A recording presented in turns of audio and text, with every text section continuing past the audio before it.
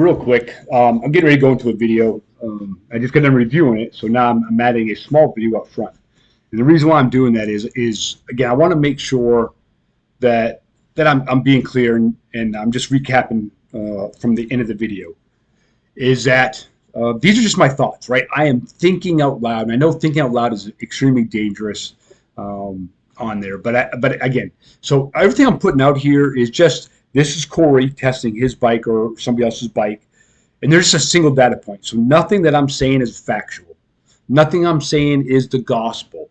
What I'm sharing you is a single data point. That data point is how something reacted on my bike or somebody's bike I'm working on or whatever, but it's not a trend over time. And trend over time, if you're a military analyst, right, those are trends you see over and over and over again, and that can give you a better conclusion of the outcome. So again, I want to say that before we get kicked off here. So thank you. All right, bye. Corey Ackley, Hammer Steel Performance. So yes, we're going to do another quick exhaust video. But with that said, in the coming weeks, we are going to do a comparison between similar builds on a 100-inch engine, a 106, and a 116/117 big bore to sort of see how those compare when built with similar components, minus displacement. Also, what we're going to do is a before and after comparison with the underdrive pulley.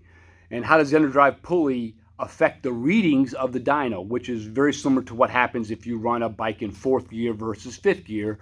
You get, because of different wheel speeds, you get a little bit different dyno results.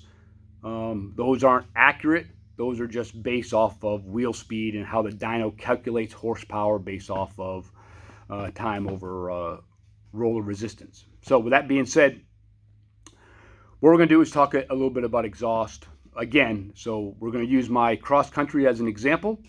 I'm going to take you over there right quick. See it? Okay, what we have here, this is my 2014 cross country. Again, we've talked about it numerous times. The build, it's got Andrews 472 cams. It's got Lloyd's air filter. I've modified it a little bit. It's got a time wheel. It's got a Power Commander 5. It's got a Barnett heavy-duty pressure plate and clutch. It does have a slight overbore in the throttle body, but again, that's not really about power. It's got some tank risers on it. And so with all that being said, it's a pretty good build. It's stout. And we'll see some stuff here coming up, but it makes good power for a 106. It makes a lot of power, and we've come a long ways with it. But what we're doing now over the last few days is I did some more comparisons on baffles and baffle designs with this bike that has the Road Rage Bassani 2-in-1, and what we did to sort of see if we could find any more power with baffle design based off some of the things that we learned on the gasser and the exhaust test we did with that. All right. Okay, so what I've done is the Road Rage comes with this baffle. Okay, this is a stock baffle that comes within a Road Rage. It has fiberglass packing on it, but that's been removed.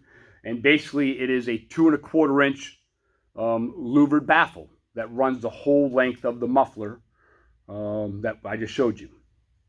So we ran that one. And then I did a modification on the old design. So this is the old Bassani baffle. I think they may still use this in their slip-ons, the DNTs, the Bassani DNTs, but this is the baffle that comes in that. Again, 2¼ where it meets up to the collector. Then it steps up to 2½ inch.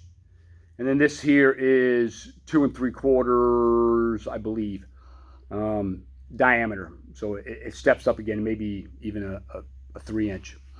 So that's in there. And I did a little bit of preliminary testing on it, and it just didn't sound good. And power was okay, but it had a really, I didn't care for the tone of it, and the power wasn't awesome. So therefore, I didn't compare it. So I did. So let me modify it. And so what I did is I took another one. I had a pair of those mufflers, and I cut off the 2¼ inch baffle piece that connected to the collector, the front of the muffler. And so that's what we had. So those are the two baffles that I compared. Again, this one, which is a stock one, there was quite a few questions. People asked, hey, why change the baffle? Just run what it has stock. Well, I'll show you why. And then this here's a modified. So this baffle comes in the steel frame road rage, which is really, that is a megaphone style. So it starts out small and comes up big. And so this is what runs inside of that. And I took it, which is again 2 1/4 baffle, and I drilled a series of holes until I made best power. All right. And this slides into the back of the muffler. So here's the exit of the muffler, and this slides in, whatever that is, at 11, 10 inches inside of the back of the muffler, and the rest of the can is open from where the collector comes up into where this pipe is here. Okay. All right. Let's pause and let's move inside, because it is in Texas right now, and I'm in the shop, and it is probably 4,000 degrees. So let's go inside and let's talk about some graphs. Thank you. Okay, so here we go. Here's the graph that we have, and basically what we'll talk about here is the baffles. So in the gray, that is the stock baffle. That's that long 2 1/4 inch fully louvered baffle that runs a whole length of the muffler. You see that in gray.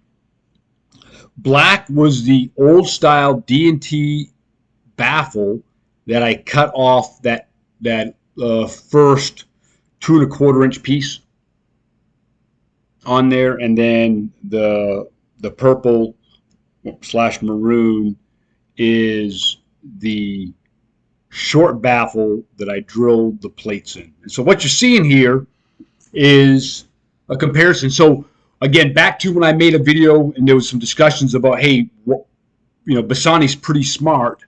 Why would you not just use the baffle they put in the bike, because that's the best baffle? And my response to that was, hey, that baffle's for the masses, and most people don't have cams in their bike.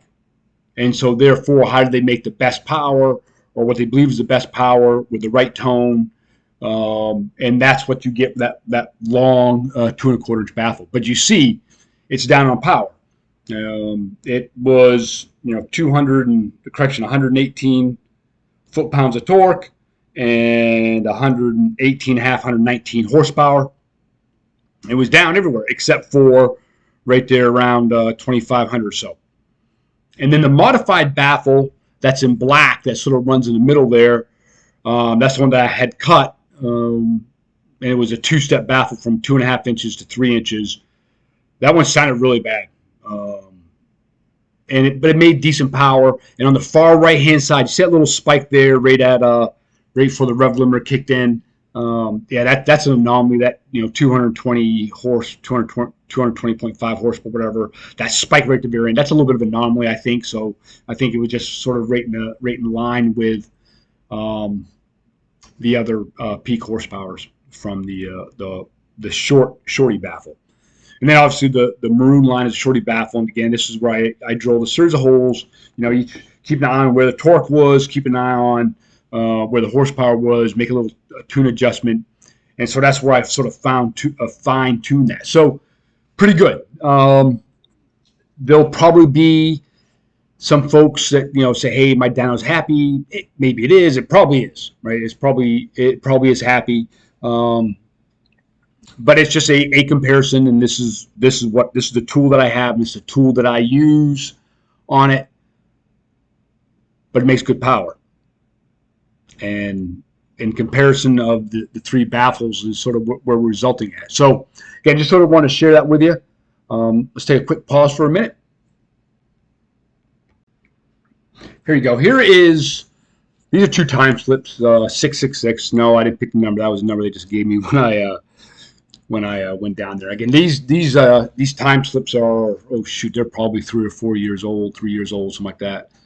And that's back when the bike was making probably 119 horsepower, somewhere in that ballpark, maybe 120, somewhere in that range. Not far from where it was with the Bassani long tube baffle. And remember, this was my old exhaust, my old Tuna one that I made from a 2008 Vision was what was on this this bike. So, and again, like I mentioned before, I shared this several times on different forums. Anytime someone wants to post time slips, I like to, I'll share my time slips as well. And then I get asked, hey, what's your build? I get cams it, and I tell what the build is, but it's really a simple build. And because the first question will ask, hey, is it a big bore? No, it's not. And I know there's a couple other time slips that are out there that are faster. I think there's one guy I saw, he had a 1185s on his Crossroads.